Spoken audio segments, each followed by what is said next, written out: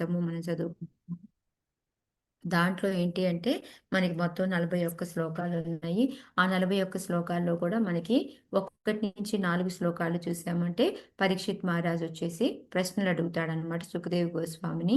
ఏమడుగుతారు అంటే మనకి ఏదైతే మన ప్రియవ్రత ఉన్నారో అంటే ముందు ప్రియవ్రత పేరు చెప్పరు. అంటే అందుకంటే అతనికి 4 అధ్యాయంలో మనకి 4 గ్రంథంలో లాస్ట్ 31 చాప్టర్‌లో మనకి కొన్ని 2, 3 శ్లోకాల్లో ప్రియవ్రతుడి గురించి చెప్తారనమాట. ఆయన కూడా చాలా రాజ్యాన్ని గృహస్థ ఫస్టు తపస్సులో ఉన్నారు. తర్వాత గృహస్థాశ్రమం తీసుకొని మళ్ళీ మంచిగా భగవంతుడి దగ్గరికి కూడా చేరారు అని చెప్పి చెప్తారనమాట.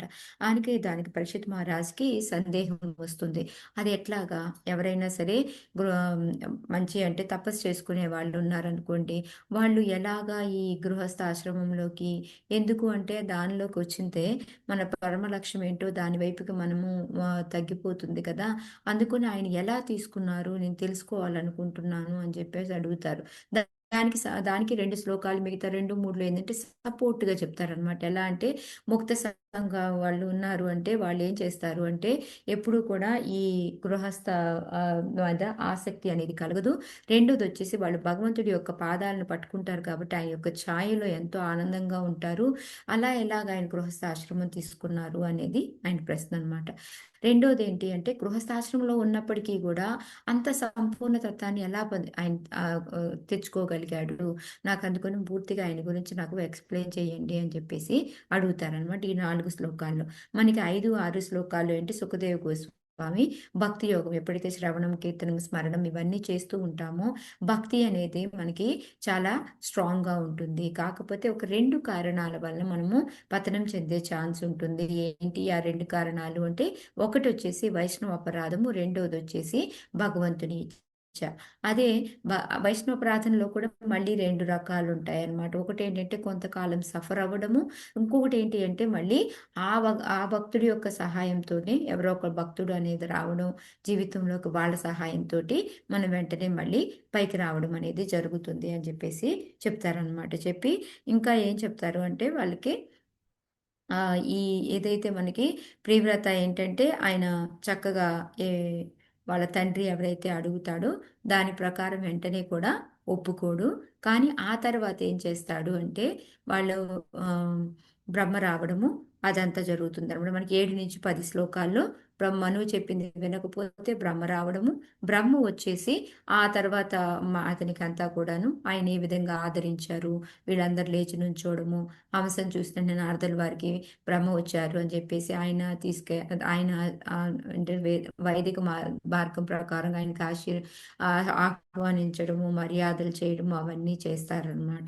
ఆ తర్వాత 11-19 శ్లోకాల్లో మనకి బ్రహ్మ వచ్చేసి ఎందుకు నువ్వు గృహస్థాశ్రమం తీసుకోవాలి అని చెప్పడానికి అనేకమైన రీజన్స్ చెప్తాడనమాట. చెప్తూ మనకి బోలెడన్ని ఎగ్జాంపుల్స్ తోటి మనం అన్నీ కూడా మేమందరం కూడా ఎవరైతే ఉన్నామో మేమందరం భగవంతుడి యొక్క ఆజ్ఞను శిరసావహిస్తూ ఉంటాము. ఆయన యొక్క ఆధీనంలోనే మేముంటాము. అందుకొని మనం ఏంటంటే భగవంతుడి యొక్క పాదాలను పట్టుకొని గనక మన డ్యూటీ మనం చేసుకుంటూ వెళ్ళాము అంటే భగవంతుడే మనల్ని చూసుకుంటాడు అని కూడా ఆ విధంగా ఏందంటే ఇంకా కొన్ని శ్లోకాల ఎగ్జాంపుల్స్‌తో పాటు ఎలాగంటే మనకి ఈ దేహం అనేది కూడా మన యొక్క కర్మల వల్ల ప్లస్ భగవంతుడి యొక్క ఆజ్ఞ వల్ల ఈ దేహం దొరుకుతుంది. మనకి సుఖము, సంతోషము, ఆనందం మనమైతే దుఃఖాలు ఇవన్నీ అనుకుంటున్నామో అవన్నీ కూడా భగవంతుడి వల్లనే వస్తూ ఉంటాయి అని చెప్పేసి ఈ విధంగా ఆయన అనేక రకాలైన కారణాలు చెప్పేసి ఎగ్జాంపుల్‌గా ఏంటి అంటే ఎలా అయితే ఎద్దులు ఉంటాయో మనకు చోదకుడు అంటే కట్టి వేసే అతను ఎలా అయితే చెప్తాడో అటువైపు వెళ్ళాలి. అదే విధంగా భగవంతుడు ఎటు నడిపిస్తూ ఉంటే మనము అటే వెళ్ళాలి. ఇప్పుడు నేను కూడా నీకు వచ్చి ఇది చెప్తున్నాను అంటే ఇదంతా కూడా భగవంతుడి యొక్క ఆజ్ఞే. అందుకని నువ్వొచ్చి చెయ్యి. కానీ నువ్వు భయపడాల్సిన పని లేదు. గృహస్థాశ్రమంలో ఉన్నప్పటికీ కూడాను ఎలా అయితే ఒక రాజు ఆయన యొక్క వీర శత్రువుల్ని గనక చంపేసి రాజ్యంలో ఎంతో హాయిగా ఎక్కడ పడితే అక్కడ తిరగలడో, అలాగే నువ్వు గృహస్థాశ్రమంలో ఉన్నప్పటికీ గూడా నీ 6 పత్నులు ఎవరైతే 5 ఇంద్రియాలు, ఒక మనస్సు ఉంటుందో వాటిని నువ్వు జయించగలిగావు అంటే నిన్ను ఎటువంటి ఇబ్బంది ఉండదు నీకు అనేసి మళ్ళీ వాటిని ఎలా జయించాలి అనేది భగవంతుడి యొక్క పాదాలను పట్టుకొని మనము మన డ్యూటీ మనం చేయాలి అనేది చెప్తారనమాట. సో, దానికి వెంటనే అతను ప్రియవ్రతుడు శిరసావహిస్తాడు. అది కూడా ఎలాగా నమ్రతతోటి తలదించుకొని మీరు చెప్పింది చేయడానికి నేను రెడీగా ఉన్నాను అని చెప్పి చెప్తారు.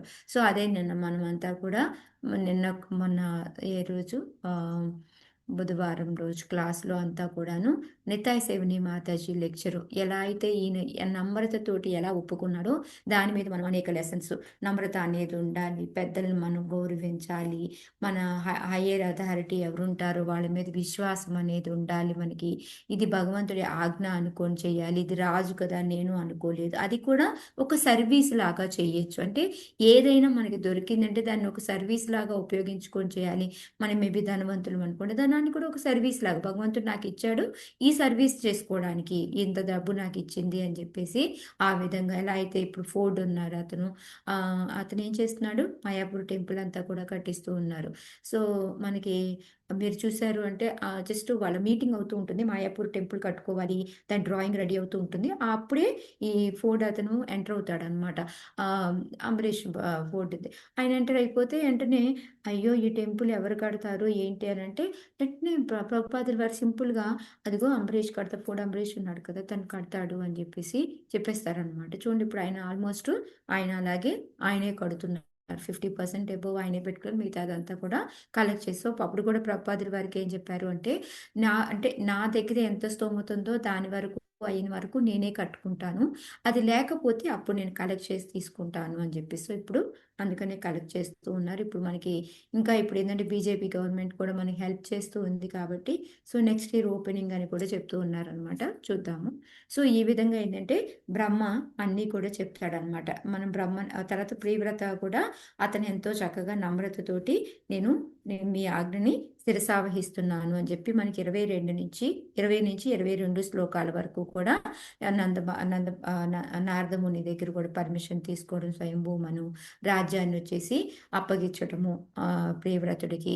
ఆ విధంగా ప్రియవ్రతుడు ఎలా పరిపాలించాడు అంటే బ్రహ్మ ఏ విధంగా చెప్పాడో అదే విధంగా పరిపాలించాడు అనేది మనం చూసామన్నమాట. సో ఇప్పుడు మనకి 23 నుంచి 35 శ్లోకాల వరకు కూడా ప్రియవ్రతుడు ఏ విధంగా పరిపాలించాడు, ఏ విధంగా ఎవరిని పెళ్లి చేసుకున్నాడు, పిల్లలు ఎలా పుట్టారు, ఏ విధంగా మంచి మంచి గొప్ప పనులు ఏం చేశాడు, అవన్నీ కూడా మనం తెలుసుకుంటాం ఈ రోజు అనమాట.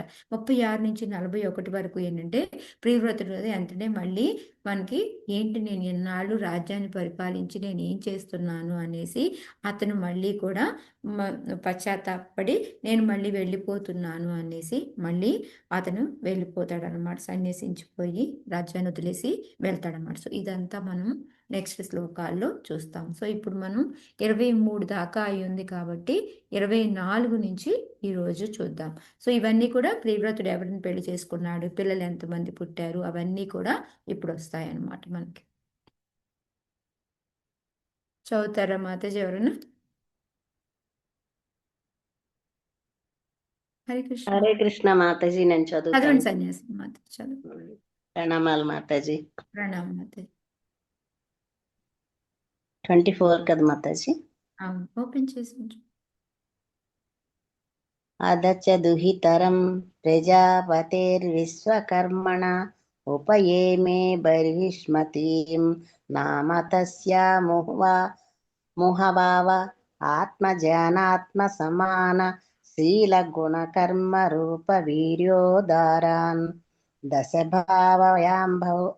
దశభావయాం బభూవ కన్యాం చ యవీయసి మూర్జస్వతీం నామ. హరే కృష్ణ. శీల ప్రభుపాదికి జై. అటుపిమ్మట ప్రియవ్రతుడు ప్రజాపతి విశ్వకర్మ పుత్రికయగు బర్హిష్మతిని వివాహమాడెను.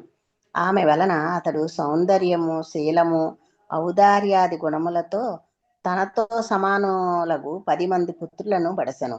ఊర్జస్వతి అను పుత్రిక కూడా అతనికి కలిగెను. ఆమె అందరిలోనూ చిన్నది. Hare Krishna Mataji. Thank you. Hare Krishna. Thank you మాతాజీ. సో ఇక్కడ మనకి ప్రియవ్రతుడు ఏంటి అంటే తర్వాత ఆయన రాజ్యాన్ని ఎలా పరిపాలించాడు 23లో చెప్పారు మనకి. ఎలా అయితే బ్రహ్మ చెప్పిన అడుగు జాడల్లో ఉండి అతను గృహస్థాశ్రమంలో ఉన్నప్పటికీ కూడా దాంతో అటాచ్మెంట్ లేకుండా, భౌతిక ఆసక్తి అనేది లేకుండా ఆయన రాజ్యాన్ని పరిపాలించాడు. ఇప్పుడు ఏంటి అంటే ఆయన పెళ్లి చేసుకున్నారు అన్నమాట. ఎప్పుడైతే ప్రియవ్రతుడికి ఆ విశ్వకర్మ యొక్క ప్రజాపతిలోని విశ్వకర్మ అని చాలాసార్లు వినుంటాం కూడాను. సో ఆ విశ్వకర్మ యొక్క కూతురు బర్హిష్మతిని పెళ్లి చేసుకుంటారనమాట.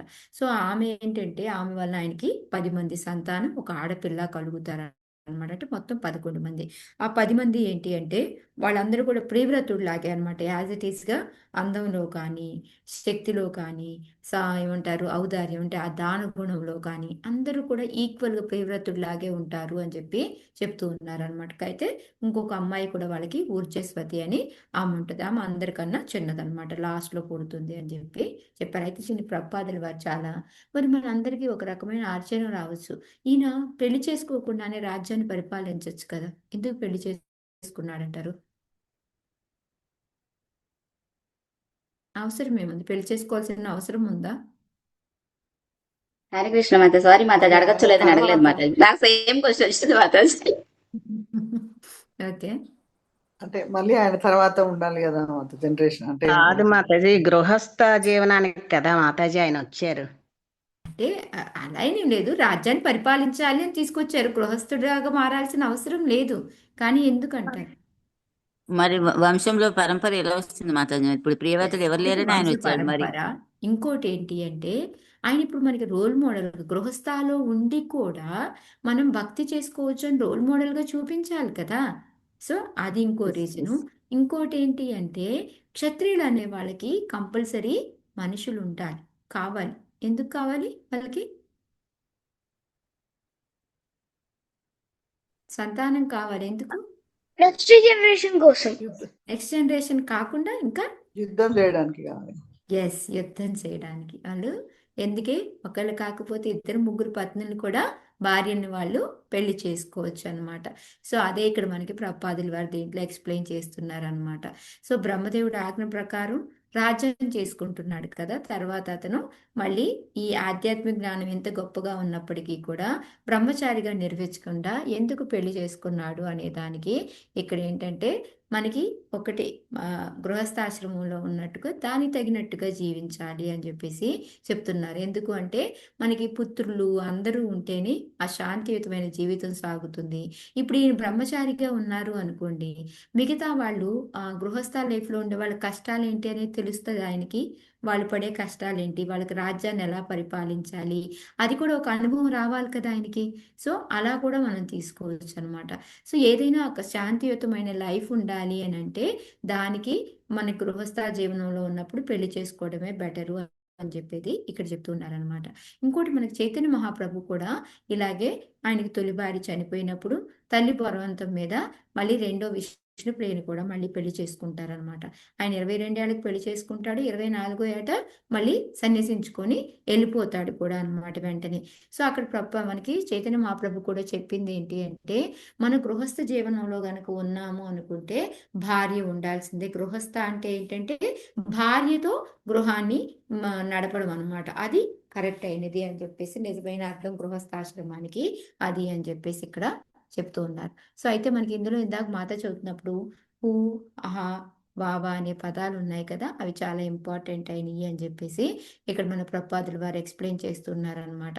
ఎందుకు అంటే ఆయన వైరాగ్యంలో ఉన్నప్పుడు ఇదేంటి మళ్ళీ ఈ పెళ్లి చేసుకోవడం, పిల్లలు కంటం ఇలాంటివి ఉన్నప్పుడు అవి ఎట్లాగా ముందుకు తీసుకెళ్తాయి, అది కొంచెం మనకు ఆశ్చర్యకరంగా ఉందా లేదా? ఇందాక మాతాజీ అన్నట్టు ప్రసన్నలక్ష్మి వెంటనే అవును నాకు ఈ క్వశ్చన్ వచ్చేసింది అనేసి. సో ఇవేంటంటే ఆశ్చర్యార్థకంగా ఉన్నాయి, అందుకని హూ, హా, బావా అని పెట్టారు. అంటే ఏంటంటే అలాగా ఎందుకు బ్రహ్మచర్యంతో రాజ్యాన్ని పరిపాలించవచ్చు కదా, ఎందుకు అంత వైరాగ్య పదంలో ఉన్న అతను పెళ్లి చేసుకోవడం ఏంటి, పిల్లల్ని కంటం ఏంటి, అందులో 11 మంది ఒకళ్ళిద్దరిని కనేసి ఊరుకోవచ్చు కదా, 11 మంది పిల్లల్ని ఎందుకు కన్నాడు అనేసి ఆశ్చర్యంగా ఉంది అని చెప్పి చెప్తూ ఉన్నారనమాట. సో అక్కడ దానికి మళ్ళీ ప్రభుపాదులు వారు మనకి కింద ఆన్సర్ చెప్తూ ఉన్నారనమాట. ఏంటి అంటే మనకి ఈ ప్రభుపాదుల వారిని కూడా అందరూ అంటారు నువ్వు సన్యాసి అయ్యి ఉండి, ఎందుకంటే మన అందరికీ తెలుసు అమెరికాలో ఉన్నప్పుడు వీళ్ళకి పెళ్ళిళ్ళు కూడా ఏమీ తెలియదు. ప్రభుపాదుల వారి పెళ్ళిళ్ళు చేయడం, ఆ శ్యామచందర్ ప్రభుకి, మాలతీ మాతాజీకి, అట్లాగా వాళ్ళు 3 ఫ్యామిలీస్కి పెళ్ళిళ్ళు చేయడం, ఇవన్నీ పెళ్ళిళ్ళకి అటెండ్ అవ్వడం ఇవన్నీ ఉండేవి కదా. అప్పుడు అందరూ అనేవారంట సన్యాసి అండి అసలు అట్లా ఎట్లాగా అనేసి. నేను మొన్న మీకు ఒక ఎగ్జాంపుల్ చెప్పాను, గుర్తుందా? ఏం ఎగ్జాంపుల్ చెప్పాను మీకు? నిత్య శివని మాత చెప్పింది, ఇద్దరు సన్యాసులు వెళ్తూ ఉంటే ఒక లేడీని ప్రెగ్నెంట్తో ఉన్నాడని ఎత్తుకొని దింపినందుకు ఇతను మొత్తం అంతా కూడా ఆలోచిస్తూ వీళ్ళు ఏంటంటే ఆ కర్తవ్యం అక్కడ చేస్తారు అంతే. ఆ వివాహం చూస్తే అంటేనే మళ్ళీ అయ్యో మనం వివాహం చేసుకోవాలి, ఇలాంటివి ఆడవాళ్ళని ముట్టుకోవాలి, చేయాలి, ఇలాంటి థాట్స్ ఏమీ రావన్నమాట. సో అందుకనే ఇక్కడ మనకి ప్రపాదులు వారు చెప్తూ ఉన్నారనమాట. యాక్చువల్గా మనం చేసేది ఏంటి అంటే దైవ వర్ణాశ్రమ పద్ధతి అంటాం అనమాట. అంటే ఏంటి అంటే మనం చేసేదానికి వైరాగ్య పదం ఉంటుంది. బట్ కానీ ఏంటంటే దానికి మనం గృహస్థాని అన్ని వదిలేయాల్సిన పని లేదు. మనం ఏంటంటే వాటిల్లో ఉన్నప్పటికీ కూడా దాంతో అటాచ్మెంట్ ఏమీ పెట్టుకోము. ఇప్పుడు ప్రపాదుల వారు వెళ్ళి వాళ్ళందరికీ పెళ్ళిళ్ళు చేసి ఇవన్నీ చేసినప్పటికీ కూడా దాంతో అటాచ్మెంట్ ఏమీ లేదు. అక్కడికి వెళ్ళడం, ఆ పెళ్లి చేయడం, రావడం అనమాట. సో అందుకని మనం ఫాలో అయ్యేది ఏంటంటే దైవీ వర్ణాశ్రమ పద్ధతి అని అంటాము అని చెప్పేసి చెప్తూ ఉన్నారు. సో దాంట్లో ఏంటంటే మనకి ఒక్కొక్కసారి ఫ్యామిలీస్తో కలవడము, వాళ్ళని ఏదైనా తగాదాలు ఉంటే విడదీయటం, వాడిని ఏమంటే వాటిని ఎలా సాల్వ్ చేయాలో చూడడము, ఆ విధంగా ఏంటంటే కొన్ని కొన్ని చేయాల్సి వస్తూ ఉంటుంది అని చెప్పేసి ఇక్కడ ప్రపాదుల వారు మనకి ఈ పారాగ్రాఫ్ అంతట్లో కూడా మనకి చెప్తూ ఉన్నారనమాట. ఓకే. సో మనకి ఈ దైవీ వర్ణాశ్రమ ధర్మం అంటే ఏంటి అంటే మనకి బ్రాహ్మణుడి ఇంట్లో పుడితే బ్రాహ్మణుడే అవ్వాలని లేదు. గుణ కర్మ విభాగాన్ని బట్టి అతను ఆ దానికి వెళ్ళిపోతాడనమాట. అది దైవీ వర్ణాశ్రమ పద్ధతి అనేది ఇక్కడ మనకి ప్రపాదుల వారు చెప్తూ ఉన్నారు. అది మన కృష్ణ చైతన్య సంఘం ఏంటంటే ఈ దైవీ వర్ణాశ్రమ పద్ధతి ఫాలో అవుతుంది అని చెప్పేసి చెప్తూ ఉన్నారు. ఓకే. సో మనకి బర్హిష్మతిని పెళ్లి చేసుకున్నాడు. అతను వచ్చేసి ప్రజాపతి విశ్వకర్మ కూతురు ఆమె. వాళ్ళకి 10 మంది పిల్లలు, ఒక ఆడపిల్ల, 11 మంది అనమాట. 10 మంది అబ్బాయిలు, ఒక ఆడపిల్ల పుడతారనమాట. ఓకే. నెక్స్ట్ ఎవరైనా చదువుతారా మాతాజీ?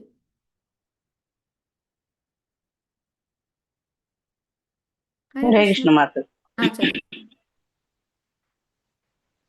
చదవనా మాతాజీ? చదవండి మా.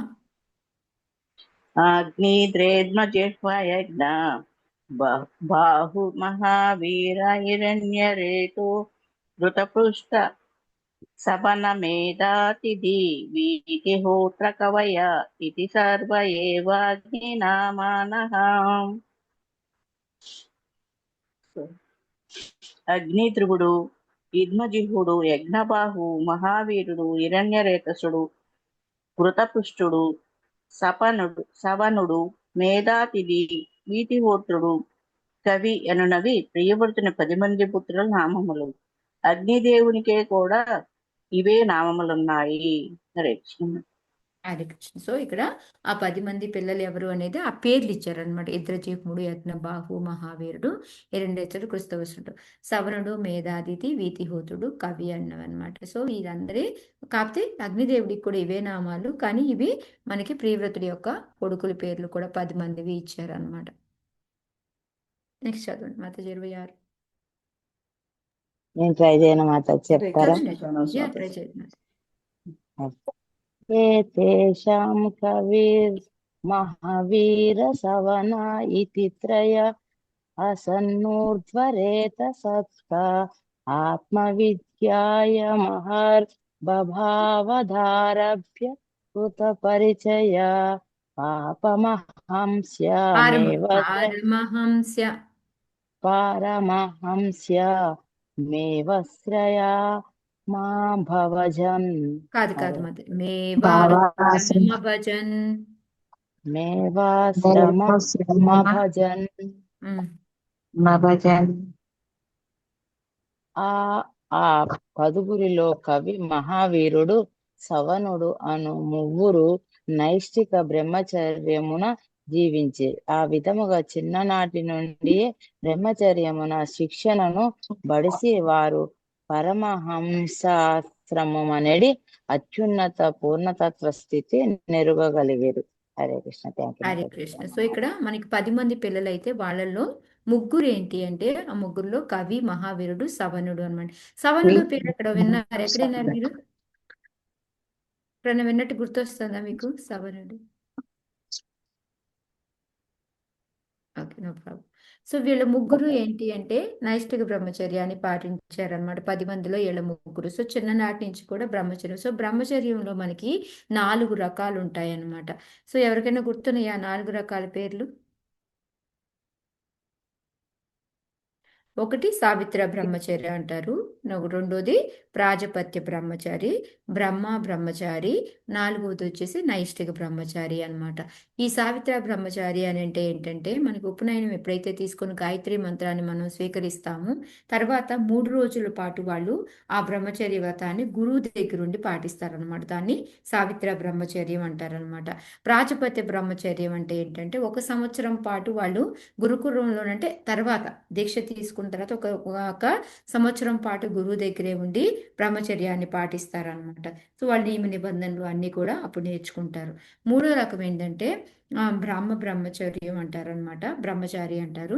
వాళ్ళు ఏంటంటే వేదాధ్యయనం అయ్యే వరకు కూడా అంటే ఆ 25 ఏళ్ళు కానీ ఆ చదువు పూర్తయ్యే వరకు కానీ గురువు దగ్గరే ఉండడం, అక్కడ గురుకులంలో ఉండి బ్రహ్మచర్యాన్ని పాటించడం అనేది. ఆ తర్వాత గురువు యొక్క అనుమతితోటి వాళ్ళు గృహస్థాశ్రమంలోకి ఎంటర్ అవుతూ ఉంటారు. కానీ ఈ రోజుల్లో మనకేంటి అంటే ఎక్కువగా మనకి పెళ్లి సెటిల్ అవుతుంది అనగాను, లేకపోతే 11 ఏళ్ళు 15 ఏళ్ళు వచ్చిన తర్వాత చూసి మంచి రోజు చూసి మనకి ఈ ఏమంటారు ఈ ఉపనయనం అనేది చేస్తూ ఉంటారు అనమాట. అప్పుడేంటి ఆ గురువు దగ్గరే అన్ని ఏదో గురుకులం నేర్చుకున్నట్టు ఆయన పర్మిషన్ ఇచ్చినట్టు అవన్నీ కూడా అక్కడే ఆ పెళ్లిలోనే ఆ తతంగాలన్నీ కూడా పూర్తి చేస్తూ ఉంటారనమాట. సో అది లాస్ట్లో నైష్ఠిక బ్రహ్మచర్యం అంటే ఏంటంటే వాళ్ళు ఇంకా జీవితాంతం బ్రహ్మచర్యాన్ని పాటిస్తారనమాట. ఒక్క రోజు కూడా వాళ్ళు ఏమంటారు ఆ వీర్యాన్ని అనేది కిందకు వదలరు అనమాట. అదే ఇంకొక నియమం ఏంటి అంటే వాళ్ళు ఊర్ధ్వరేత సహా అని ఇక్కడ చెప్తున్నారు. అంటే ఏంటంటే మన ఆ వీర్యం ఏదైతే ఉంటుందో వాళ్ళు దాన్ని పైకి తంతారు తప్ప కిందకు అంటే ఎవరితో సెక్స్లో పార్టిసిపేట్ చేయడం అది ఉండదు. ఆ వీర్యాన్ని వదలడం అనేది ఉండదు అనమాట. దాన్ని వాళ్ళు పైకి పైకి పంపిస్తూ ఉంటారు, కిందకి వదలడం కాకుండా అన్నమాట. సో అది ఏమవుతుంది అంటే వాళ్ళు దాని వలన వాళ్ళకి ఇక్కడ ప్రపాదులు వారు మనకి ఏం చెప్తున్నారంటే వాళ్ళకి ఆ తెలివితేటలు అనేవి ఎక్కువ ఉంటాయంట వాళ్ళకి.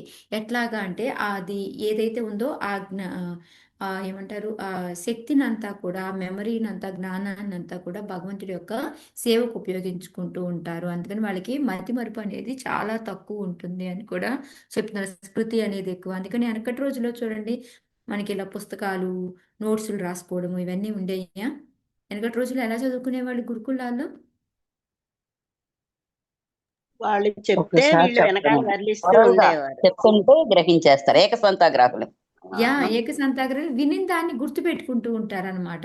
సో వాళ్ళకి పుస్తకాలు ఇవన్నీ కూడా లేవు. రాసుకోవడం గుర్తుపెట్టుకోవడం ఇవన్నీ అదే రాసుకొని సో మళ్ళీ మళ్ళీ చదువుకోవడం ఇలాంటివి ఏమీ లేవన్నమాట. అలాగే వాళ్ళు ఏంటంటే ఇందులో ఉన్న వాళ్ళకి ఏంటంటే ఆ ఊర్ధ్వరేతస చేసే వాళ్ళకి ఆ స్మృతి అనేది స్మరణ అనేది ఎక్కువ ఉంటుంది. దానివల్ల వాళ్ళు ఏకసంతాగ్రహులుగా ఉంటారు అనేసి ఇక్కడ ప్రభుపాదులు వారు చెప్తున్నారు అనమాట. రెండోది ఏంటంటే అర్ధభావాత్ అంటే వాళ్ళు చిన్నప్పటి నుంచే అనమాట. అది మెయిన్గా ఇంపార్టెంట్ అనమాట. మనకి ఎంతో మనకి మన పిల్లల మీద ఎంత అనురాగాలు ఆప్యాయతలు ఉన్నప్పటికీ కూడా వాళ్ళకి ఏంటి అంటే ఆ పరమహంస జీవనం అనేది వాళ్ళు స్టార్టింగ్ చిన్నప్పటి నుంచే కూడా పాటించడం మొదలు పెట్టారు. ఈ సన్యాసం తీసుకున్న వాళ్ళకు కూడా 4 రకాలు ఉంటాయన్నమాట. సో ఆ 4 రకాల్లో ఏంటి అంటే పరమహంస అనే దాని గురించి మనకి చెప్తూ ఉన్నారు. అది నెక్స్ట్ దాంట్లో వచ్చింది అనుకుంటా. దీంట్లో ఏంటంటే సేమ్ ఇదే విధంగా మనకి ఈ ఏదైతే షడ్గోస్వాములు ఉన్నారో వీళ్ళు కూడా అంతే అన్నమాట. మిగతా వాళ్ళందరి కోసం వాళ్ళ లైఫ్ని త్యాగం చేసేస్తారనమాట. ఎలా అయితే ఒక కుమారుడి కోసం తండ్రి మొత్తాన్ని త్యాగం చేసేస్తారు. ఇప్పుడు ఏదైనా అవసరమైంది అనుకోండి ఇల్లు పొలం అన్నీ అమ్మేసి మొత్తం కొడుకు పెట్టడానికి రెడీ అయిపోతాడు తండ్రి. సో అలాగనమాట ఈ మహాత్ములు అనే వాళ్ళు కూడా ఏం చేస్తారు అంటే పరమహంసలు అనేవాళ్ళు వాళ్ళకి దేహపరమైన ఆలోచనలు ఏమి ఉండవు.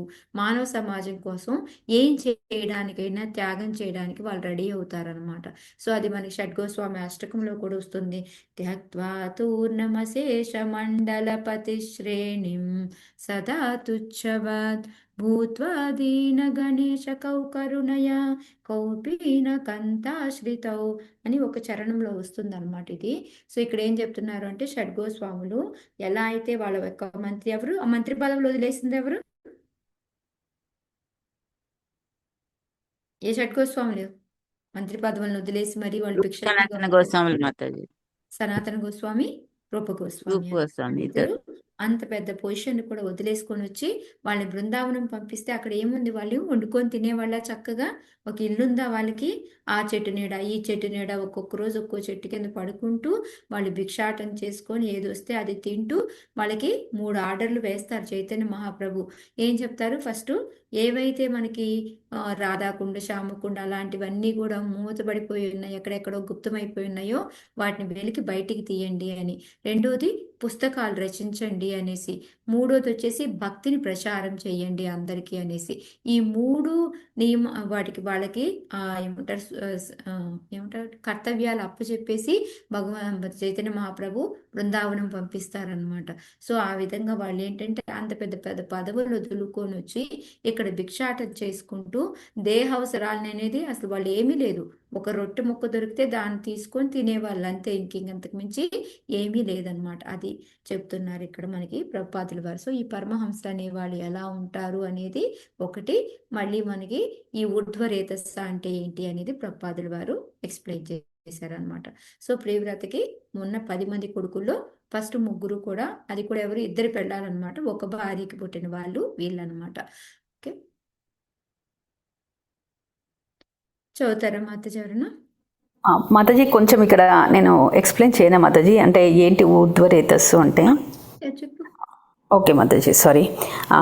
రేతస్సు అంటే ఏంటంటే మాతాజీ, మన లాస్ట్ ఎండింగ్లో మనం తింటాం కదా, తినే దాంట్లో మొత్తము డైజెస్ట్ అయినాక మన బాడీలో అబ్జర్వ్ అయినాక లాస్ట్లో మిగిలేటువంటి అత్యంత శ్రేష్టమైనటువంటిది మాతాజీ. అంటే లాస్ట్లో వస్తుంది ఒక డ్రాప్. ఏ విధంగా గుర్తుపెట్టుకోవచ్చు అంటే, పాల నుంచి మనము పెరుగు కాగబెట్టి పెరుగు చేసి మజ్జిగ, తర్వాత దాన్ని మజ్జిగ చేసి వెన్న తీసి కరిగించినాక మనకు నెయ్యి వస్తుంది కదా మాతాజీ, సేమ్ అలాగే ఉంటుంది మన బాడీ.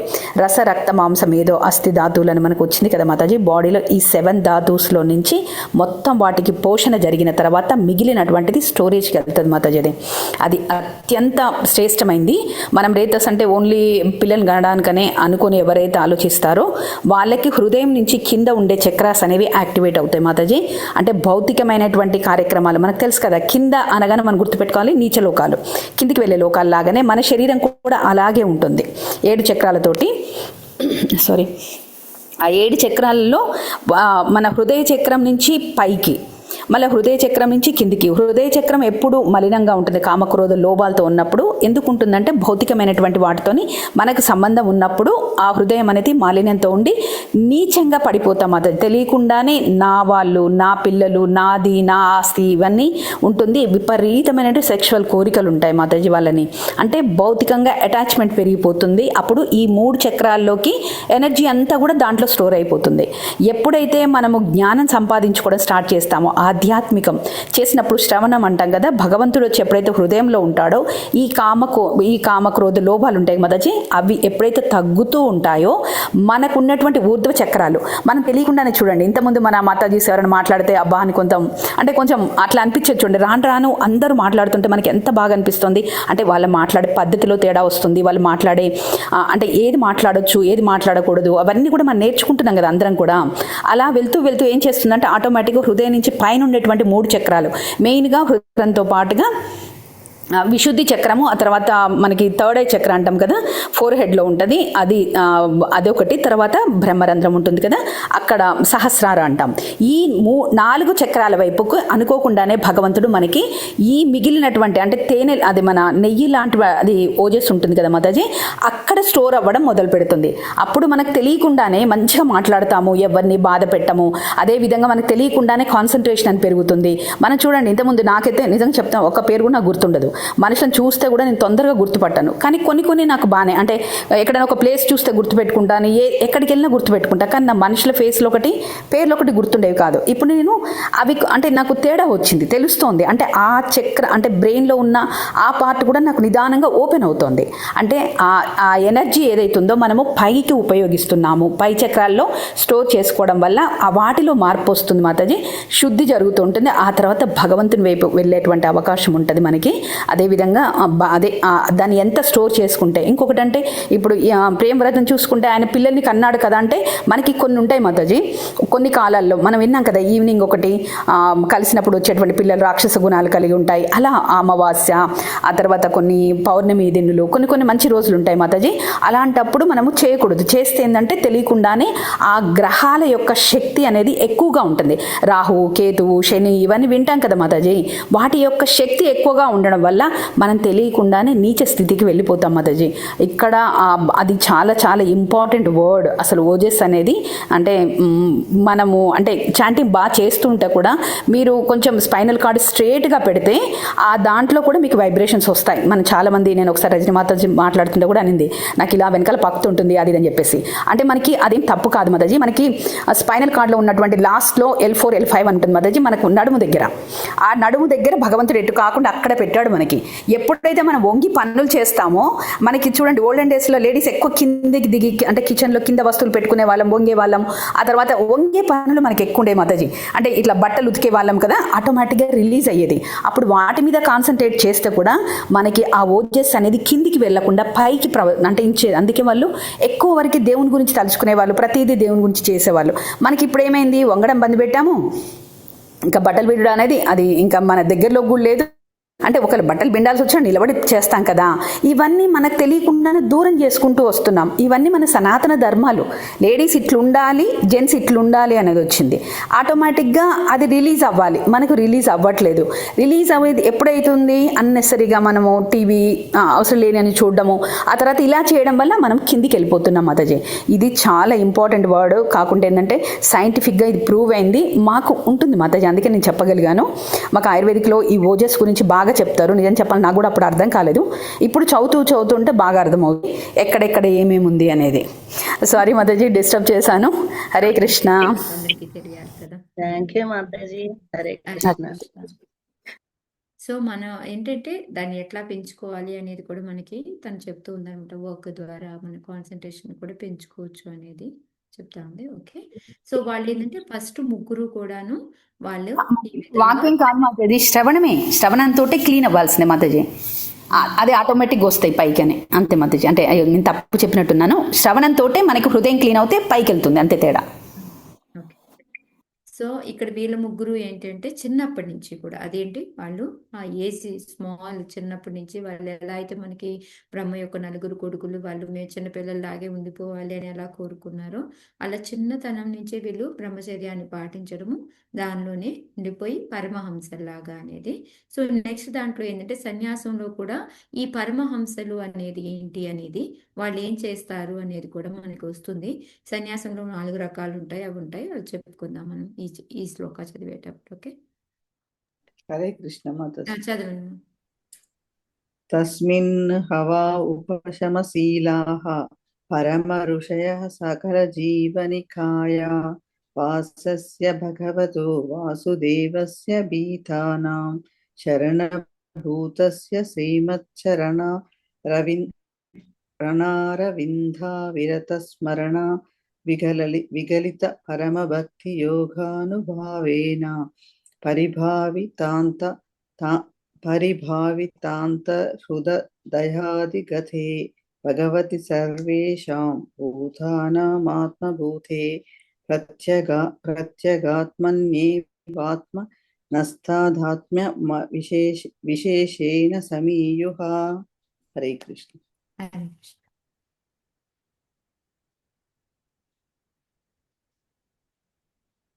చదవండి.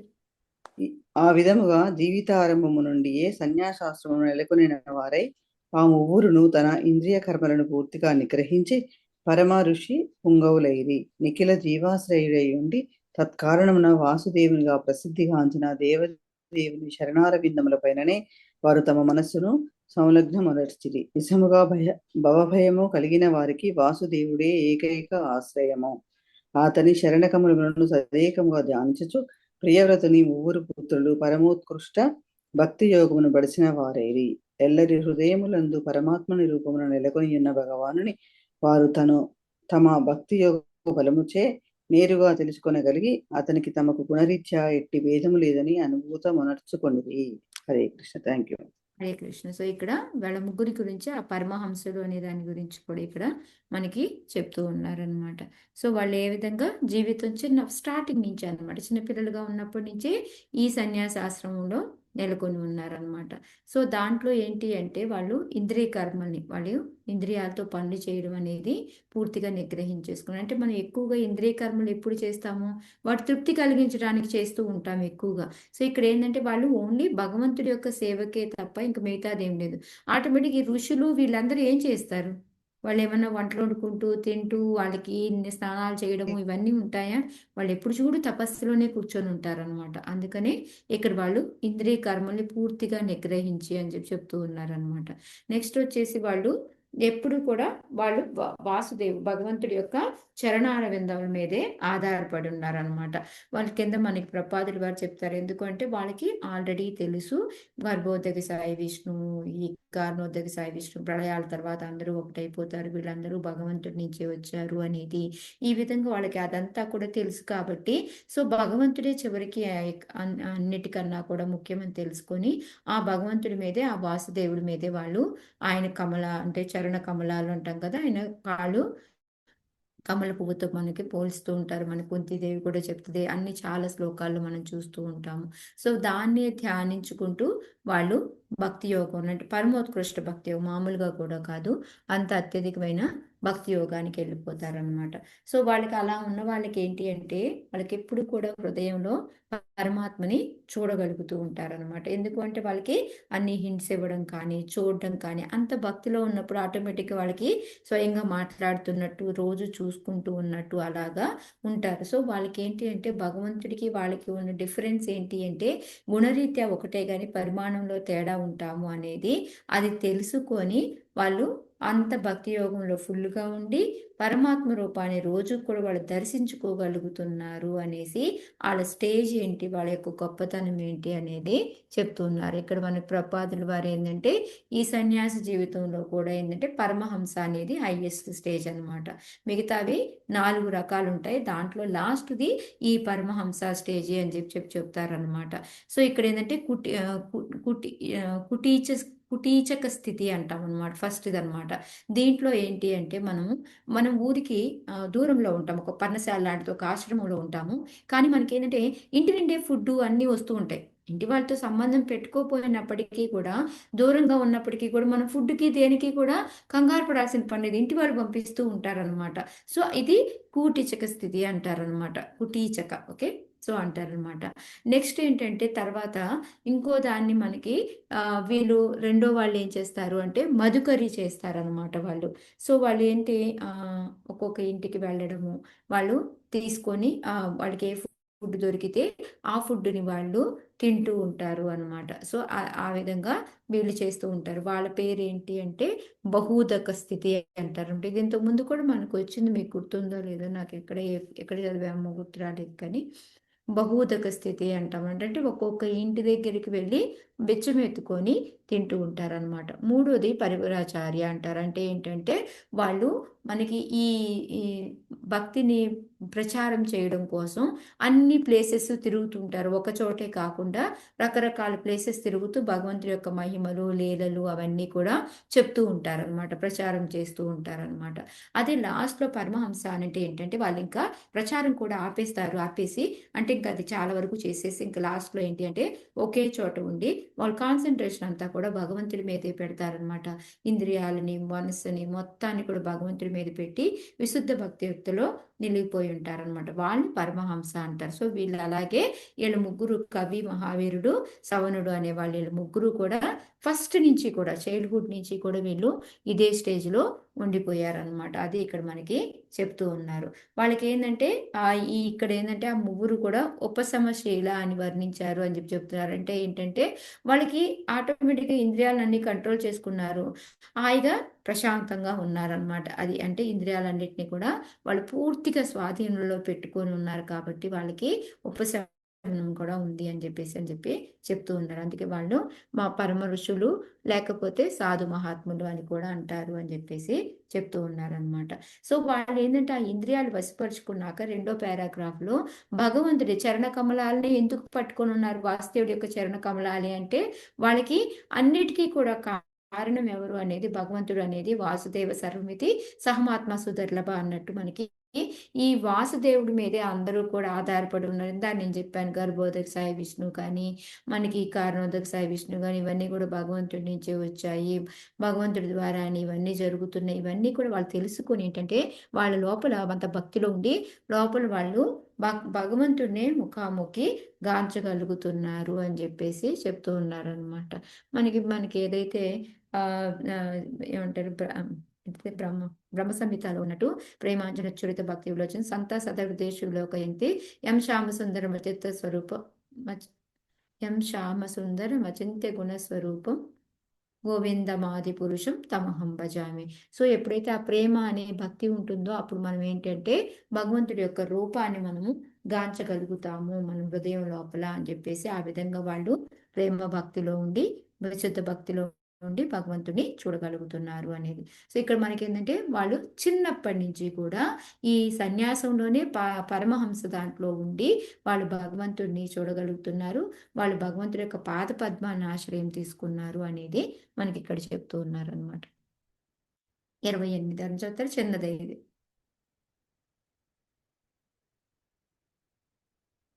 హరే కృష్ణ మాతాజీ చదవండి.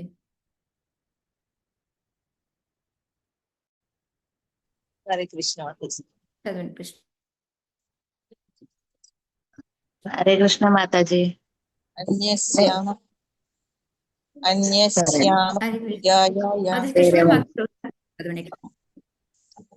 అన్యస్యామభిజాయాయాం త్రయః పుత్రా అసనుత్తమస్తామసో రైవత ఇతి మన్వంతరాధిపతయః. ప్రియపుత్రుడు తన రెండవ భార్య వలన ప్రియవ్రతుడు తన రెండవ భార్య వలన ఉత్తముడు తామసుడు రైవతుడు అను ముగ్గురు పుత్రులను వడిసెను. వారందరూ మన్వంతరములకు అధిపతులైరి. థ్యాంక్ యూ మాతాజీ. హరే కృష్ణ. సో మనకి ఉత్తమ తామస రైవత మనకి ఇవన్నీ కూడా మన్వంత రాసుకొచ్చే పేర్లు అనమాట.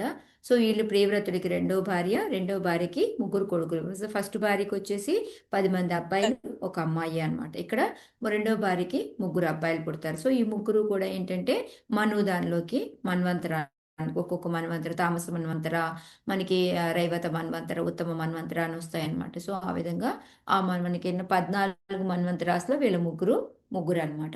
అయితే ఇక్కడ మనకి ప్రపాదుల వారు ఏంటంటే ఈ మన్వంతర అంటే ఎంత కాలము అనేది మనకి చెప్తున్నారు. మనకి ఎప్పుడు చెప్పుకుంటాము బ్రహ్మదేవుడికి ఒక రోజు అయితే మనకి 1000 దివ్య యోగాలు అనేసి. సో మనకి అందులో ఒక్క రోజులో ఆయనకి 14 మనువులు వస్తారు కాబట్టి మనం 1000 డివైడెడ్ బై 14 వేస్తే మనకి 71 పాయింట్ అట్లా వస్తూ ఉంటుంది అనమాట. అందుకని 71 దివ్య యోగాలు కలిపితే ఒక మను యొక్క లైఫ్ టైం అనమాట. సో దివ్య యోగం టైం వచ్చేసి మనకి 43,20,000 సంవత్సరాలు అనమాట. సో ఆ విధంగా ఒక్కొక్క మన్వంతరాలు అవి కూడా ప్రియవ్రతుడి యొక్క కొంత వంశం వాళ్ళే వీళ్ళు కూడా అని చెప్పేసి ఇక్కడ మనకి ప్రపాదుల వారు చెప్తూ ఉన్నారు అనమాట. మాతాజీ మీరు ఇందాక చదువుతా అన్నారు, చదవండి. ఐ థింక్ తెనాలి నుంచి మాతాజీ. హరే మాతాజీ. హరే కృష్ణ మాతాజీ. చదవండి.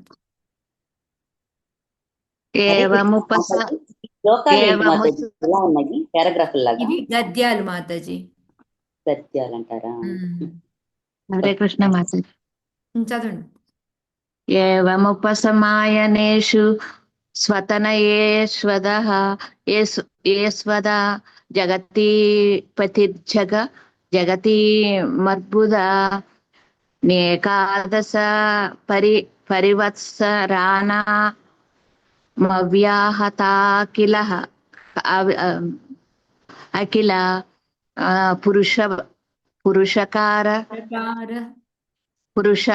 పురుషకారసార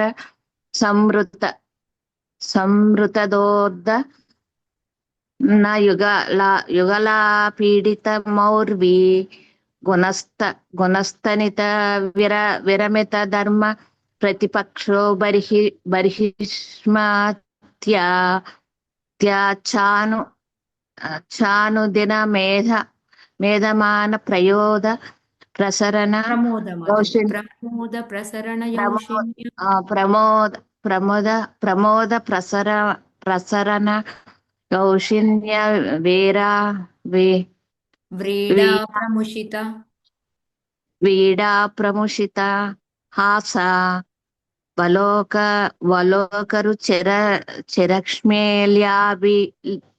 ల్యాదిభిః పరాభూయమాన వివేక ఇవానవ బుద్ధ్మరూప బుద్ధ్యమాన మాతాజీ, బుద్ధ్యమాన ఇవానవ బుద్ధ్యమాన ఇవ ఇవ మహామనా. ఇవ ఉమ్. ఇవ నవ బుద్ధ్యమాన ఇవ మహామనా భుజతే. భుజ్ బభుజ.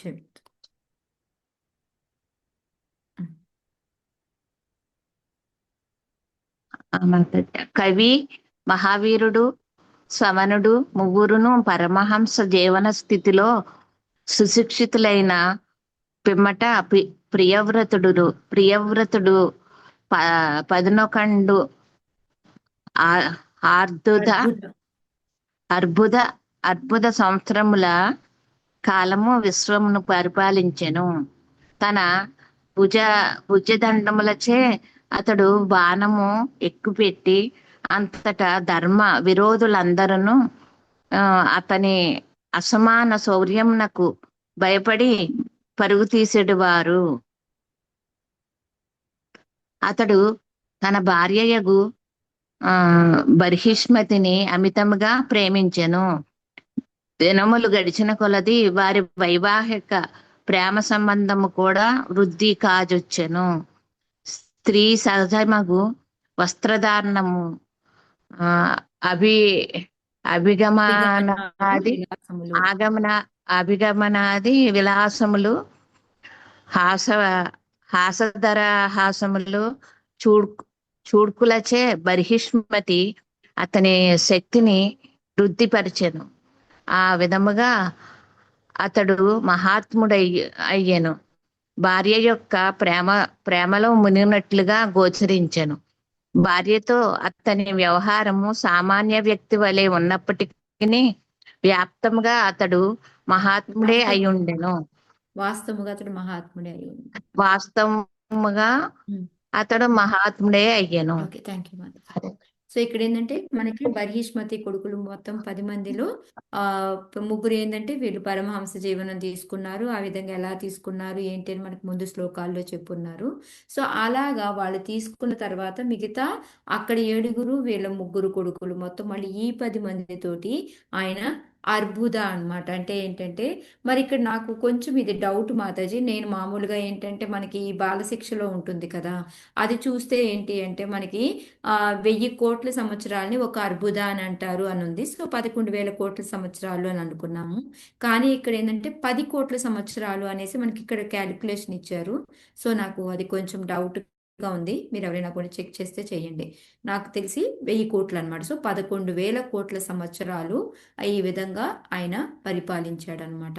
అయితే ఎలాగా అంటే అతనికి ఏదంటే ఆయన దగ్గర శౌర్యం అనమాట, ఏమంటారు మంచిగా శక్తి శౌర్యము ఇవన్నీ కూడా ఉండేవి అనమాట. సో దానివల్ల ఏంటంటే అందరినీ కూడాను ఈ వర్ణాశ్రమ ధర్మం పాటించాల్సిందే, ఎవరి పని వాళ్ళు చేయాల్సిందే అని అందరినీ భక్తులుగా మారుస్తూ ఆయన చాలా సృష్టిగా ఎవరైనా మేము పాలు అవ్వము అన్నారనుకోండి, వాళ్ళని వెంటనే ఆయన యొక్క బలంతో వాళ్ళని ఈ రాజ్యం నుంచి వెళ్ళగొట్టేవాడు అనమాట.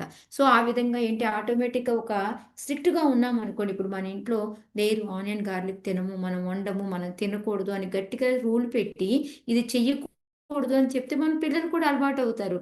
మనం కొంచెం పర్వాలేదులే మీ ఇష్టమైతే తినండి, లేకపోతే వదిలేయండి. అలా మనం వదిలేస్తా ఉన్నాం అనుకోండి, అదేమవుతుంది కొన్ని రోజులకి ఆ స్ట్రిక్ట్‌నెస్ ఉండదు కాబట్టి వాళ్ళకి ఆ ఫ్రీడమ్ వచ్చేస్తుంది. అందుకని ఇంక వాళ్ళ ఇష్టం వచ్చినట్టు తింటారు. వాళ్ళ ఇష్టం వచ్చినట్టు చేస్తూ ఉంటారనమాట. అది ఇక్కడ అతనేంటంటే ఆ కండబలము, మరి బుద్ధి బలము అన్నీ ఉపయోగించేసి అతను వాళ్ళని భయపెట్టేవాడనమాట. సో, దానివల్ల ఏందంటే నచ్చిన వాళ్ళు ఫాలో అవుతూ ఉండేవాళ్ళు. నచ్చని వాళ్ళు వెళ్ళిపోతూ ఉండేవారనమాట. ఇంకోటి ఏంటంటే ఇలాంటి పని చెయ్యాలి అంటే ఒక క్షత్రియుడికి ఎప్పుడూ కూడా భార్య యొక్క సహకారం కూడా ఉండాలి. ఇంట్లో ప్రాపర్‌గా లేదనుకోండి అప్పుడు ఎలా కుదురుతుంది? అందుకని ఇక్కడ ఆ బర్హిష్మతి కూడా ఎంతో మంచిగా ఆయనకి సహకారం చేస్తూ ఉండేదనమాట.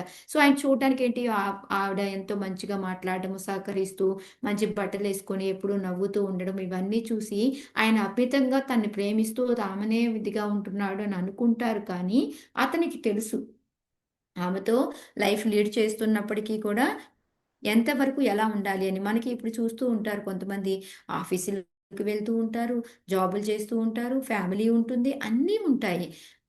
నిన్న నాకొక నిన్న మేము వెళ్తా ఉంటే సుభాషిణి మాతాజీ మేము వెళ్తూ ఉంటే ఒక ప్రభు మాకు చెప్పారనమాట. ఎవరు ఒక ఆయన ఈ ఏంటిది ఫ్లూట్ నేర్పుతూ ఉంటారనమాట. అది పిల్లల గృహం ఉంది కదా, దాన్ని నేర్పే అతను ఉన్నారనమాట. అతను ఒకరోజు మాయాపూర్ పూరియా మాతాజీ పూరి తోట గోపీనాథ్ టెంపుల్ దగ్గరికి వెళ్ళినప్పుడు ఆయన ఏంటంటే ఆయన పూజారి లోపల పూజ చేస్తూ ఉంటే ఈయన ఏంటంటే వెనకాల కూర్చొని ఫ్లూట్ వాయిస్తూ ఉన్నారు. ఎక్కడో బయట కూర్చొని ఫ్లూట్ వాయిస్తూ ఉన్నారంట. ఎప్పుడైతే మనకి డెకరేషన్ అది అయిపోయిన తర్వాత మనకి దర్శనానికి కోపించేస్తారు కదా, అట్లా చేసిన వెంటనే అంట ఇప్పుడు ఇక్కడ ఫ్లూట్ వాయించింది ఎవరు అని అడిగితే ఈయన అని చెప్పి చూపించారంట. చూపిస్తే అతని దగ్గరికి వెళ్ళి చెయ్యి పట్టుకొని మా నిన్ను భగవంతుడు ఇక్కడే ఉండిపోమంటున్నాడు, ఇది నేను చెప్పట్లేదు భగవంతుడు నా ద్వారా చెప్పిస్తున్నాడు, నువ్వు ఇక్కడే ఉండిపో అని అన్నారంట. అంటే ఆయన అంటే నేను లేదు నేను ఫ్యామిలీ ఉంది, నాకు ఫ్యామిలీని వదిలేసి నేను ఎలా వెళ్తాను, అలా నాకు కుదరదు అని అంటే అతను చాలాసేపు నువ్వు పూరి టెంపుల్ చూసొచ్చావా అంటే లేదు అంటే ఆయన ఆయన స్వయంగా అదే చేత్తో పట్టుకొని ఆ పూజారి అలాగే తీసుకెళ్లి పూరి టెంపుల్ లోపల ఉన్నవన్నీ చూపించి నేను ఎందుకు చెప్తున్నాను విను, భగవంతుడు చెప్పింది విను, ఉండు ఉండు అని చెప్తే లేదు నాకు జాబ్ ఉంది, వైఫ్ ఉంది, అన్నీ ఉన్నాయి, నేను వెళ్ళాలి అని చెప్తే చివరికి ఆయనకి ఏంటి అంటే ఓకే ఎవ్రీ ఇయర్ నువ్వు రావాలి, నువ్వు ఎక్కడే ఉండి ఇక్కడ ఏంటంటే ఆ ఫ్లూట్ తోటి మ్యూజిక్ చేస్తూ ఇక్కడ ఉండాలి, ప్రతి సంవత్సరము కూడా నువ్వు రావాలి అని ఒప్పించేసి ఆయన వదిలేరంట. సో అంటే ఏంటి మనం అయ్యో ఇతనికి ఏంటి భక్తి లేదా, భగవంతుడే చెప్తే అలా ఎలా వదిలేసి వచ్చేసాడు అనేసి మనం ఏమనుకుంటాం, ఒక వెంటనే మనకి అదొక రకమైన ఇది వస్తుంది, చక్కగా ఉండకుండా ఎందుకు అలా వచ్చేసాడు, భగవంతుడే పిలిచినప్పుడు వెళ్ళాలి కదా అని. కానీ ఇప్పుడు ఆయన అయితే ఫుల్ అటాచ్మెంట్ ఉన్నట్ట, జాబ్ మీద ఫ్యామిలీ మీద అటాచ్మెంట్ ఉందని దాన్ని వదులుకున్నాడంటారా?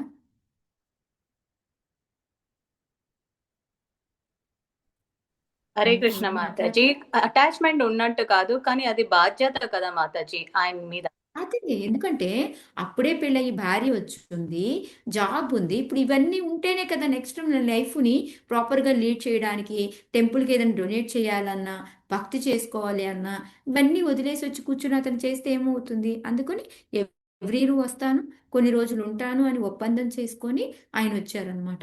సో అలా కొంతమంది ఇప్పుడు ప్రభువులు ఉంటారు, జాబ్ చేస్తూ ఉంటారు, అన్నీ చేస్తూ ఉంటారు, ఇవన్నీ కూడా మరి ఎలాగా భక్తిలో ఉన్నారు, మళ్ళీ జాబ్ చేస్తారు, జాబ్లో మళ్ళీ ఎంతో స్ట్రిక్ట్గా ఉంటారు. ఇప్పుడు మనం జగన్ ప్రభునే చూస్తూ ఉంటాం, జాబ్ దగ్గర చాలా స్ట్రిక్ట్, అది ఆ పని చేసినప్పుడు ఆ పని చేస్తారు, భక్తి చేసినప్పుడు భక్తి చేస్తారు. సో అలా అని రెండు చేస్తున్నారా ఏముందిలే అంత భక్తి ఉందా అనుకుంటే కాదు, అది అటాచ్మెంట్ కాదు, ఆ బాధ్యత తీసుకున్నాం కాబట్టి ఆ పోస్ట్లో ఉన్నప్పుడు దాన్ని స్ట్రిక్ట్గా చెయ్యాలి కాబట్టి.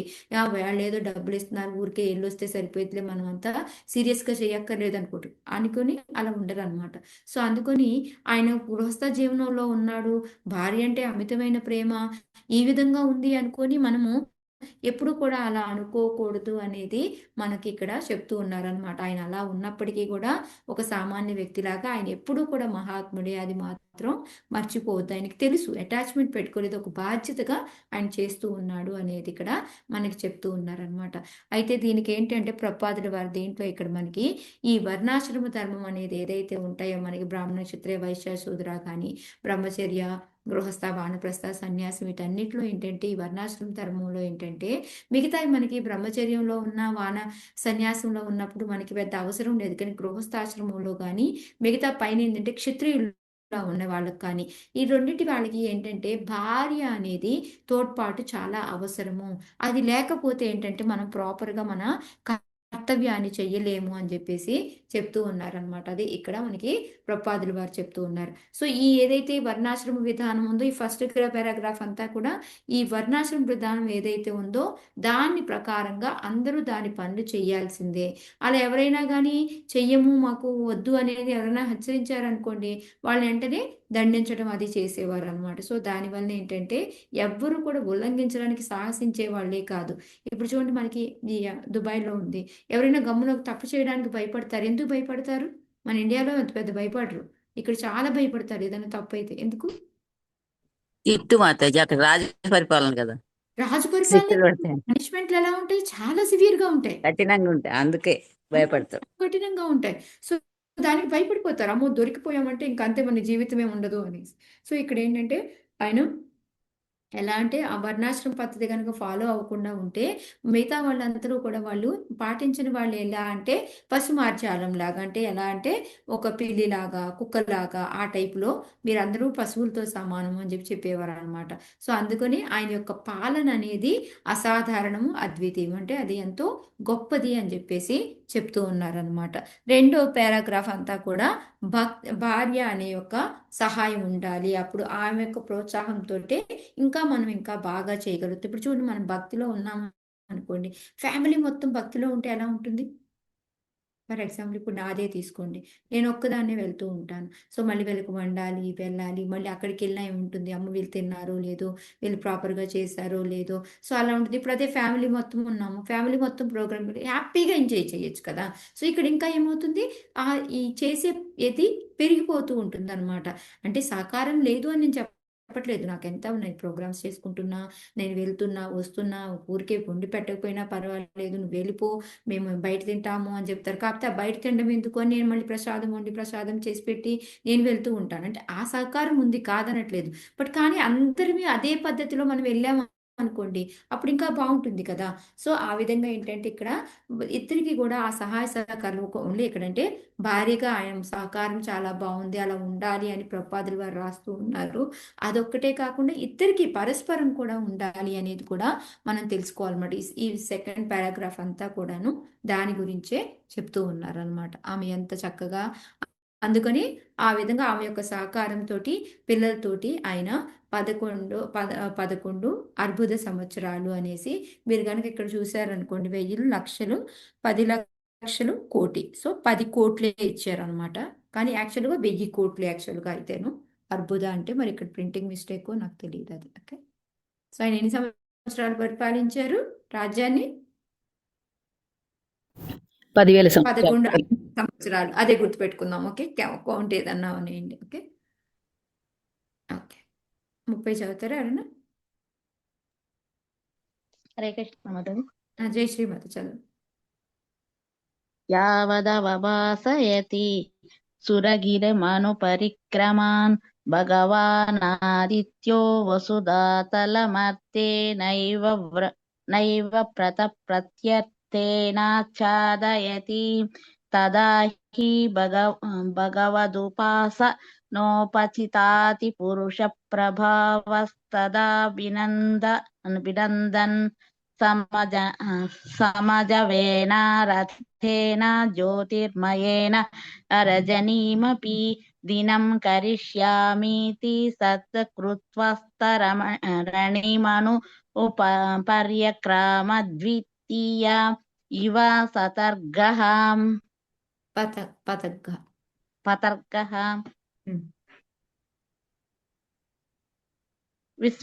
విశ్వమును ఆ రీతిన ప్రశస్తముగా పరిపాలించునప్పుడు ప్రియవ్రతుడు ఒక మారు మహాశక్తివంతుడగు సూర్యదేవుని ప్రదక్షిణము విషయమున అసంతుష్టుడయ్యను. తన రథముపై సుమేరు పర్వతమునకు ప్రదక్షిణము చేయుచు సూర్యుడు చుట్టూ ఉన్నట్టి సమస్త లోకములను ప్రకాశింపజేయును. కాని అతడు పర్వతమునకు ఉత్తర దిక్కుగా ఉన్నప్పుడు దక్షిణ భాగము చీకటిగా నగుట, దక్షిణ దిక్కుగా ఉన్నప్పుడు ఉత్తర భాగము చీకటి ఎగుట జరుగుచుండెను. ప్రియవ్రతునకు అది నచ్చక ఏ విశ్వభాగమున చీకటి ఎగునో దానిని పగలుగా మార్చుటకు నిశ్చయించుకొనెను. ఆ విధముగా జ్యోతిర్మయ రథముపై అతడు సూర్యకక్ష్యలో తిరిగి తన కోరికను నెరవేర్చుకొనెను. దేవదేవుని అర్చించుట వలన కలిగిన శక్తి కారణముననే అతడు అట్టి అద్భుతమగు కార్యములను వనర్చగలిగెను. హరే కృష్ణ మాతాజీ. హరే కృష్ణ. సో ఇక్కడ మనకి ఆయన 11,000 సంవత్సరాలు అది 11 అద్భుత సంవత్సరాలు ఏ విధంగా పరిపాలించాడు అనేది కూడా చెబుతూ ఆయన చేసిన గొప్ప కార్యక్రమాలు కూడా చెప్తూ ఉన్నారనమాట ఇక్కడ. సో ఇక్కడ ఏం చెప్తున్నారు అంటే ప్రియవ్రతుడికి ఏంటంటే సూర్యుడు ఏ విధంగా అయితే ఒకవైపు వెళ్తే మనకి ఇప్పుడు చూడండి, మనకి ఇక్కడ పగలుగా ఉంది, అప్పుడు అమెరికాలో ఎలా ఉంటుంది? ఇప్పుడు అమెరికాలో ఏంటి? నైట్ చీకటి, చీకటి రాత్రిపూట అన్నమాట. సో అందుకని ఆయన ఎటువైపు ఉంటే అటువైపుకి అవతల వైపు ఇటు సుమేరు పర్వతానికి ఉత్తరం వైపు ఆయన ఉన్నాడు అనుకోండి, ఇదంతా పగలుగా ఉంటుంది. దక్షిణ వైపు అంతా కూడా చీకటిగా ఉంటుంది. ఆయన దక్షిణ వైపు ఉంటే ఉత్తరం వైపు చీకటిగా ఉంటుంది. అది నచ్చలేదు అనమాట ప్రియవ్రతుడికి. ఏదైనా సరే పగల్ని, ఎక్కడైతే రాత్రి ఉందో రాత్రిని కూడా పగలుగా మార్చాలి అని అనుకొని ఆయన ఏం చేశాడు అంటే ఆయన యొక్క దగ్గర రథం ఉంటుంది, అది కూడా జ్యోతిర్మయ రథం అనమాట, వెలుగుతూ ఉంటుంది. సో ఆ రథం వేసుకొని ఆయన ఆ సూర్యుడి వెనకాలి తిరుగుతూ ఉన్నాడు అనమాట. సుమేరు పర్వతము సుమేరు పర్వతానికి అటువైపు ఆయన ఉంటే ఇటువైపు ఈయన తిరగడం మొదలు పెట్టాడు. సో ఇప్పుడు మళ్ళీ ఆయన ఇటువైపు వస్తే ఆయన అటు తిరగడం. సో ఎక్కడ చూసినా కూడా పగలుగానే ఉంటూ ఉందన్నమాట. ఆ విధంగా రాత్రిని కూడా పగలు చేస్తూ ఉన్నాడు అనమాట ఆయన. సో అది ఇక్కడ చెప్పారు. సో అది గ్రేటా కాదు? ఎవరైనా సూర్యుడిలాగా, ఎవరైనా సూర్యుడికి ఎంత మనకి కాంతి వస్తూ ఉంటుంది అని చెప్పుకుంటాం మనం, బోల్డ్ అంత కాంతి, అది ఎంత చూడండి, ఆయన అంతా ఉండటానికి అంత ఉంటాడు, మొత్తం విశ్వం అంతా కూడాను వెలుగు నింపగలుగుతాడు అనమాట. అదే విధంగా ఆయన రథముతోటి ఆ వెలుగునంతా కూడా నింపగలిగాడు. అంత శక్తి ఎక్కడి నుంచి వచ్చింది ఆయనకి అంటే అది కూడా భగవంతుడి యొక్క భక్తి వలనే ఆయనకి వచ్చింది అని. ఎందుకంటే అన్ని సంవత్సరాలు ఆయన ఏం చేశాడు? తపస్సులో ఉన్నాడు. సో అందువలన ఏంటంటే ఆయనకి ఆ శక్తి అనేది వచ్చి ఆ పని చేయగలిగాడు అని చెప్పేసి ఈ శ్లోకాలు మనకి చెప్తూ ఉన్నారనమాట. అయితే ఇక్కడ మనకి ప్రపాదుల వారు అంటే మనల్ని చెప్తూ ఉంటారు కదా, కొంతమంది చాలా శక్తిమంతులైతే ఒక నానుడు ఏమంటారు, అతను ఎంత సమర్థుడు అని చెప్పడానికంటే రాత్రిని పగలను పగలను రాత్రిగా చేయగలడు అని చెప్పి చెప్తూ ఉంటారనమాట. సో ఆ విధంగా ఏంటంటే ఎంత శక్తివంతుడు అనేది మనకి దీని ద్వారా చెప్తూ ఉన్నారు. సో అది కూడా ఎందుకు అయింది అంటే ఎలా అయితే కృష్ణ భగవాను యోగేశ్వరుడు అని పిలుస్తామో అలాగా ఆయన యొక్క ఏమంటారు, ఆయన యొక్క భక్తి ద్వారా ఈయన కూడా శక్తివంతుడు అయ్యాడు. ఎలాగైతే తండ్రికి ఏమంటారు ఆస్తి అన్నీ ఉంటాయి, అవి అట్లాగూ కొడుకు ఎలా వస్తూ ఉంటాయో అలా ఈయన ఏంటంటే ఆ యోగేశ్వరుడైన కృష్ణ భగవాన్ యొక్క భక్తి ద్వారా ఈయన కూడా ఆ శక్తిని పొందాడు అని చెప్పేసి చెప్తూ ఉన్నారు అనమాట. మనము యోగా చేస్తేనే మనకి సిద్ధులు వస్తాయి అనేసి అలాగ మనకి కర్దమ ముని ద్వారా మనం తెలుసుకున్నాం. ఆయన ఎంతోగా సిద్ధులన్నీ వచ్చాయి, దానివల్ల ఆయన విమాన సౌధాన్ని నిర్మించడము, దానిలో దేవహూతిని తీసుకెళ్ళడము అవన్నీ కూడా చూసాము. కానీ ఇక్కడ ఈయన యోగా ఏమీ చేయలేదు. యోగా కాకుండా డైరెక్ట్గా ఆయన భక్తి యోగం ద్వారానే ఇవన్నీ కూడా సంపాదించగలుగుతూ ఉన్నాడు అనమాట. ఒక్కొక్కరు అలాగా కొంతమంది ఏంటంటే ఆ శక్తి అనేది వాళ్ళకి వస్తూ ఉంటుంది. ఇప్పుడు చూడండి, కొంతమంది జస్ట్ ఇలా వెళ్ళి మాట్లాడితేనే వాళ్ళు మారిపోవడము, మళ్ళీ డొనేషన్స్ కోసం వెళ్తూ ఉంటే జస్ట్ ఇలా అడిగిన వెంటనే వాళ్ళు ఇచ్చేస్తూ ఉంటారు. ఎందుకు అంటే ఆ శక్తి అనమాట, వాళ్ళు ఒకసారి మెస్మరైజ్ చేసి వాళ్ళ చేత ఒప్పించగలిగే శక్తి అనేది వీళ్ళకి ఉంటుంది. అది ఎలాగా భగవంతుడు ఇస్తాడు వాళ్ళకి ఆ శక్తి అనమాట. సో అదే నిన్న అజ్మాన్ వెళ్తూ ఉన్నాం కదా, 1.5 hour అనమాట జర్నీ. దాంట్లో మేము ఇవే డిస్కస్ చేసుకుంటూ వెళ్తున్నాం అనమాట. మనకి ఆ శ్యామచంద్ర ప్రభు వీళ్ళందరూ ఉన్నారు కదా. సో వాళ్ళందరూ కూడాను వాళ్ళకి లండన్ వెళ్తారు. లండన్ వెళ్ళి అక్కడ వాళ్ళకి ఒక ఇల్లు దొరకదు, వాళ్ళ దగ్గర డబ్బులు లేవు. ఎలాగా జస్ట్ ప్రపాదుల వారు ఏం చెప్పారు, ఆ 3 ఫ్యామిలీస్ని పంపించేసి మీరు లండన్ వెళ్ళండి, అక్కడ మనకి భక్తి ప్రచారం చేయండి, అక్కడ టెంపుల్ స్టార్ట్ చేయండి అన్నారు. వాళ్ళ దగ్గర డబ్బులు లేవు, జస్ట్ ఎలాగోలాగా వాళ్ళు వెళ్ళిపోతారు. వెళ్ళిపోతే వాళ్ళ దగ్గర ఒక ఇల్లు తీసుకుంటే ఇల్లుకు రెంట్ కట్టడానికి కూడా డబ్బులు ఉండవు అనమాట. అయితే ఆ డబ్బులు ఎంత కావాలో అంత అట్లాగా ఏంటి పైనుంచి కింద పడుతున్నట్టుగా వాళ్ళ దగ్గరికి వచ్చేయంట. అలా అంటే అలాంటి మిరాకిల్స్ అన్ని భగవంతుడు చేయిస్తూ ఉంటాడు. అవి ఏంటంటే భక్తి వలన వచ్చాయి, అంతేకాని అది వల్ల జరుగుతుంది, నా గొప్పతనం, నేను మాట్లాడితే అందరూ చాలా విస్మరించిపోయి వింటారు, మైమరిచిపోయి వింటారు, ఇలా అనుకోవడం కాదు. అది భగవంతుడి యొక్క భక్తి ద్వారా, ఆయన ఇచ్చే శక్తి ద్వారా మనం మాట్లాడడం అనేది, మన వల్ల కొన్ని పనులు అనేవి జరుగుతూ ఉంటాయి అనేది మనకి ఈ ఈ దీని ద్వారా మనకి ప్రపాదుల వారు చెప్తూ ఉన్నారనమాట. సో సెకండ్ లైన్లో ఏంటి అంటే మనకి అది మనకి మామూలుగా మనం ఈ ఖగోళ శాస్త్రంలో చూసుకున్నాం అనుకోండి, ఏది మూవ్ అవుతూ ఉంటుంది మనకి? సూర్యుడా, మళ్ళీ భూమి తిరుగుతూ ఉంటుందని చెప్తారా? సూర్యుడి చుట్టూ భూమి తిరుగుతుందా, భూమి చుట్టూ సూర్యుడు తిరుగుతాడా? భూమి తిరుగుతుంటుంది మాతాజీ. భూమి తిరుగుతుందని చెప్పారు. భూమి తిరుగుతూ ఉంటుంది. కానీ ఇక్కడ మనకి ఏం చెప్తున్నారు? సూర్యుడు భాగవతం ఏం తిరుగుతున్నాడు, చెప్తున్నారు? సూర్యుడు తిరుగుతున్నాడని. సూర్యుడు అదే నాకు డౌట్ తిరుగుతున్నాడు ఉండే. అనేసి. అదే ఇక్కడ ప్రభుపాదులు వారు చెప్తూ ఉన్నారనమాట. మనం అలా అనుకుంటాము, ఖగోళ శాస్త్రం ప్రకారం అది తప్పు.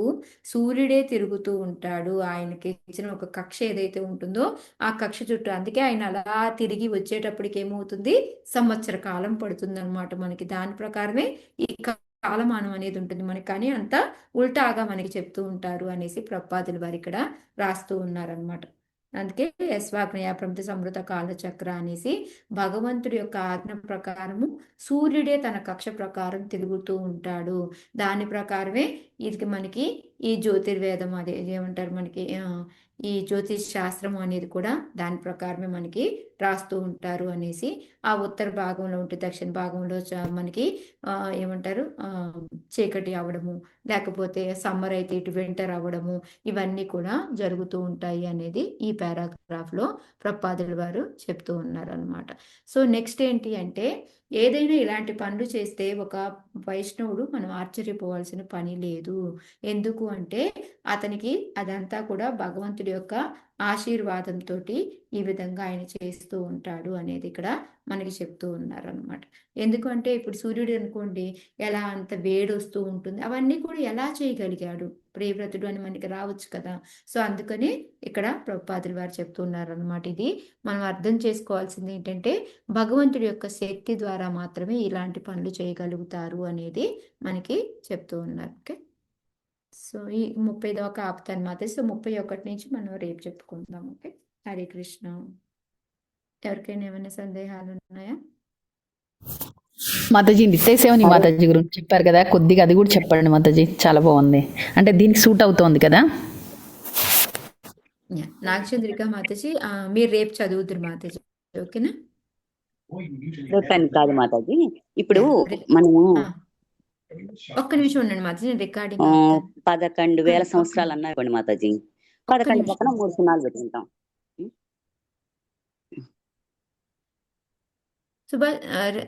ఉన్నావా దామోదరి?